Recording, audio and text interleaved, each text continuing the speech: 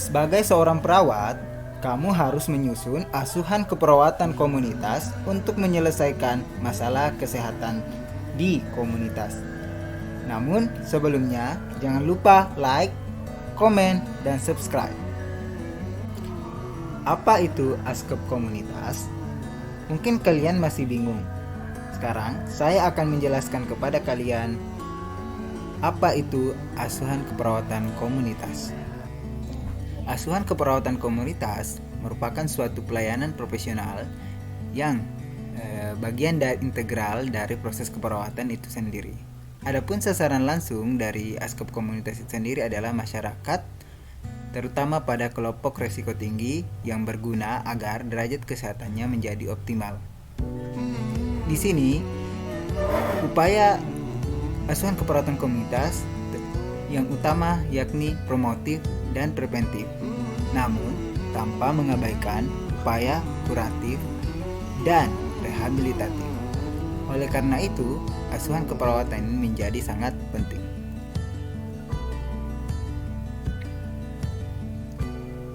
Pengkajian terdiri atas berbagai hal. Namun, salah satu model yang digunakan dalam melakukan pengkajian yakni Community as Partner. Alasan Community as Partner menjadi populer digunakan di seluruh dunia karena model ini mengkombinasikan praktek keperawatan dan praktek kesehatan masyarakat. Kemudian, perpaduan ini diaplikasikan kepada masyarakat maupun populasi dengan menggunakan ilmu yang berasal dari keperawatan, sosial, dan kesmas.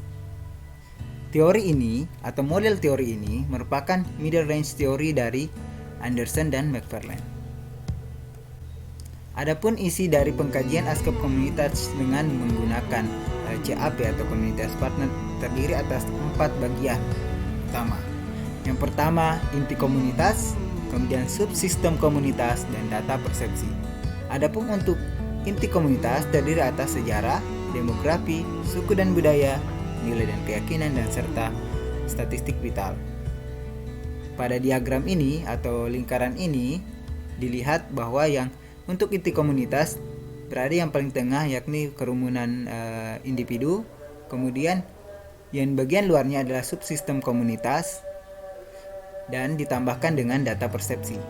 Adapun subsistem komunitas terdiri atas berbagai macam aspek. Yang pertama, physical environment atau lingkungan fisik, kemudian pendidikan, keamanan dan transportasi, politik dan pemerintahan, pelayanan kesehatan dan sosial, kemudian komunikasi, aspek ekonomi, dan rekreasi.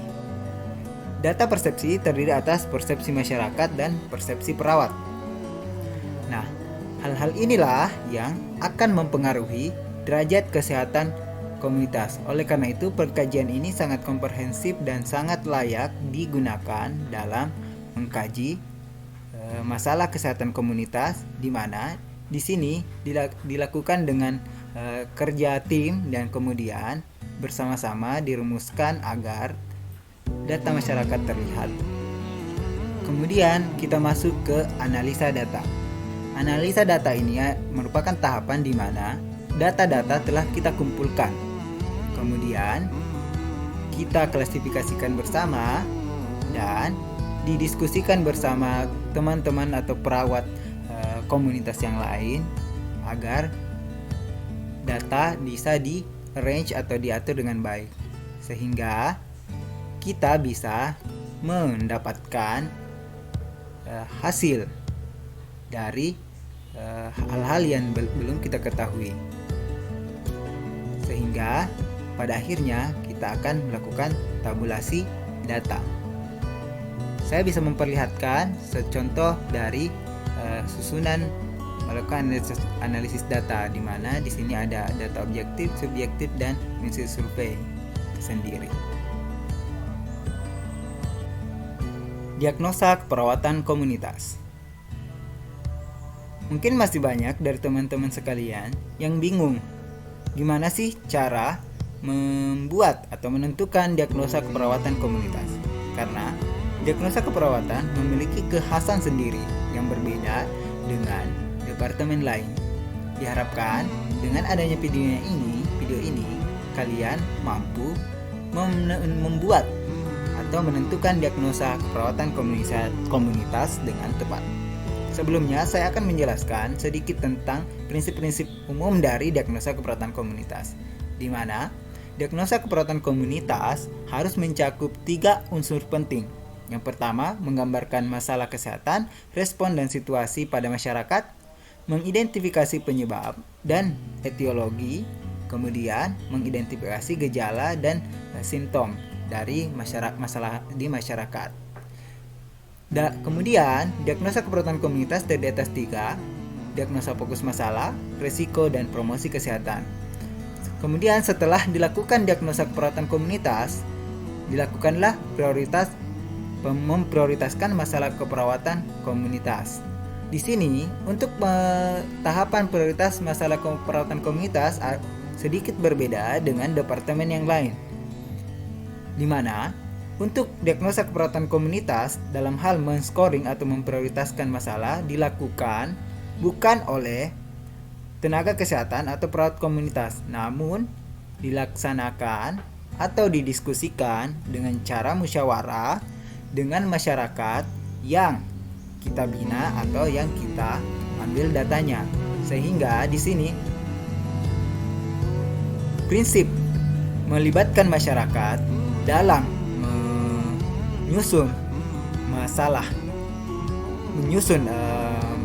solusi untuk masalah itu sendiri dilakukan. Hal inilah yang penting dalam penerapannya di masyarakat, sehingga prinsip ini harus selalu diingat oleh teman-teman. Kemudian saya akan menjelaskan berbagai diagnosa keperawatan yang pada umumnya digunakan. Ada beberapa diagnosa yang sering diangkat. Yang pertama, perilaku kesehatan cenderung berisiko, di mana kata kuncinya perilaku sudah maladaptif tapi masalah kesehatan belum terjadi. Kemudian, untuk ketidakefektifan pemeliharaan kesehatan, datanya sudah muncul nih, ada masalah kesehatan, namun ternyata masyarakatnya kurang pengetahuan tentang praktek kesehatan dasar. Kemudian yang ketiga, kesiapan meningkatkan manajemen kesehatan. Ini termasuk diagnosa promosi, di mana karakteristiknya dia sudah ada motivasi untuk melakukan perubahan perilaku. Kemudian diagnosa selanjutnya yakni ketidakefektifan manajemen kesehatan. Di sini populasi sudah tahu programnya, sudah diedukasi dengan baik, namun ternyata populasi tidak menjalankan program sesuai dengan pengetahuan yang dimiliki. Diagnosa selanjutnya yakni defisiensi kesehatan komunitas. Di sini perilaku masyarakat sudah sangat maladaptif, sehingga namun tidak tersedia program atau fasilitas dalam pencegahan maupun mengurangi masalah kesehatan. Jadi di sini penekanannya bahwa tidak ada program yang memadai serta fasilitas di masyarakat dalam mengatasi masalah yang ada di masyarakat. Selanjutnya, diagnosa yang selanjutnya yakni gaya hidup kurang gerak, di mana kita lihat kunci dari diagnosa ini yakni pada penekanan kurang gerak fisik dan sumber daya fisik. Ini bisa dilihat apabila ada data yang menyatakan bahwa masyarakat tersebut kurang berolahraga, kurang melakukan aktivitas fisik, lebih banyak sedentary activity atau aktivitas rebah-rebahan begitu ya. Dan yang terakhir, ketidakefektifan perlindungan berkaitan dengan imunitas atau imunisasi yang kurang di masyarakat itu sendiri. Selanjutnya, kita akan membahas prioritas masalah atau scoring.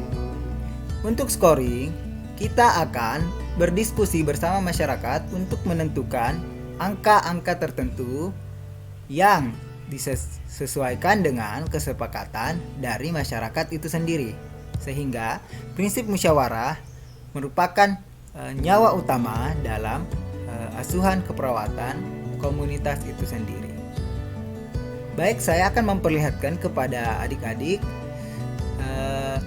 contoh dari memprioritaskan masalah. Di sini berdasarkan Stanhope dan Lancaster tahun 2010 ada 6 unsur dalam melakukan atau melaksanakan penilaian scoring. Di sini kita lihat ada bobot nya masing-masing yang menyatakan atau menandakan bahwa bobot itu adalah bobot paling tinggi dalam mengukur masalah di komunitas.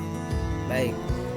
Dalam hal ini saya akan memperlihatkan ke teman-teman bahwa di sini ada 5 diagnosis yang didapatkan dari hasil pengkajian sampai dengan analisis data.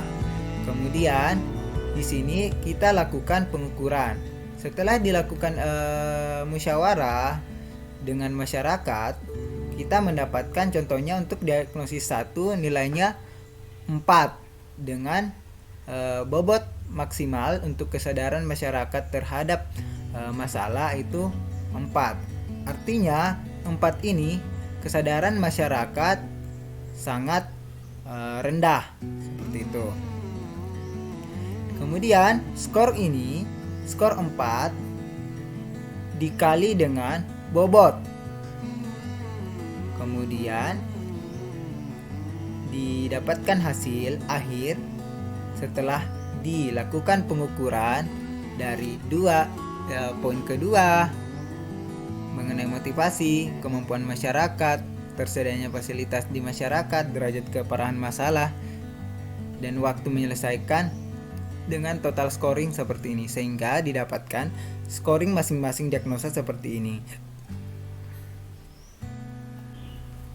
Sekarang dilanjutkan dengan rencana keperawatan. Perencanaan keperawatan komunitas itu sendiri menggunakan prinsip NANDA, NIC, dan NOC. Dan ingat, untuk penyusunan dari askep komunitas harus berdasarkan kriteria tingkat intervensi yakni generalis dan post basic. Anda bisa melihatnya di buku NIC di bagian belakang, bagian pengklasifikasian intervensi. Kemudian selain dari sumber Nandadiknok ada juga ICNP. Selain itu, penting sekali untuk menetapkan prioritas, sasaran, tujuan, dan rencana intervensi agar asuhan keperawatan kita menjadi bagus. Dalam menyusun askep komunitas harus menggunakan pendekatan pencegahan 3 level, primer, sekunder, dan tersier. Adapun contohnya seperti yang adik-adik lihat pada screen. Kemudian saya akan memperlihatkan contoh askep komunitas pada kelompok remaja dengan anemia yang disusun oleh teman saya. Di sini kita bisa lihat di NOC-nya ada pembagian dari prevensi primer, sekunder, dan tersier. Kemudian di bagian intervensi disusunlah intervensi yang akan menyelesaikan NOC sebelumnya atau di NOC dari pencegahan primer, sekunder, maupun tersier. Di sini adik-adik dapat melihat bahwa dalam penulisan askep ini harus disesuaikan dengan askep atau NOC dari askep itu sendiri. Jadi harus sinkron antara apa yang dituliskan di intervensi dan apa yang dituliskan di NOC. Sekarang kita masuk di bagian implementasi. Untuk implementasi terdiri atas 4 strategi implementasi askep komunitas. Jadi teman-teman harus mengetahui dan memahami dalam melakukan implementasi harus menggunakan 4 pendekatan ini, mulai dari promosi kesehatan, proses kelompok, pemberdayaan masyarakat, dan kemitraan. Untuk proses kelompok dilakukan dengan membentuk kelompok seperti hipertensi, DM, dan sebagainya.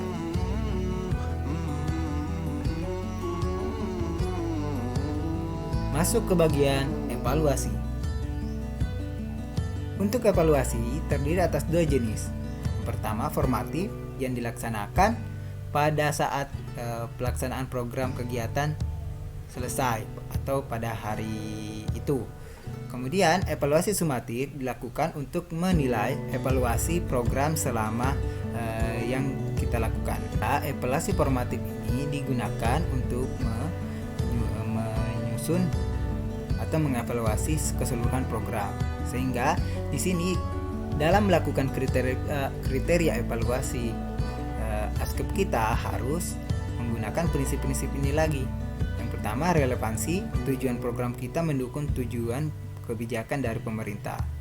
Kemudian efektif, hasilnya terukur, memiliki dampak, serta yang paling penting dalam melaksanakan program asuhan keperawatan komunitas diharapkan program yang kita lakukan berkelanjutan atau memiliki prinsip sustainability.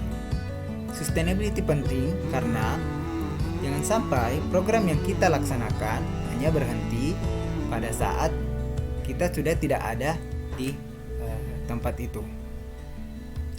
Sekarang saya akan memperlihatkan contoh dari implementasi, evaluasi, dan rencana tindak lanjut. Di sini kita lihat ada bagian kegiatan, waktu, evaluasi, ada analisis pendukung dan penghambat, dan rencana tindakan lanjut yang akan dilakukan setelah kita tidak berada lagi di tempat itu. Di sini saya melakukan berbagai kegiatan. Contohnya di ASKEP ini teman saya melakukan latihan yoga dengan brain gym.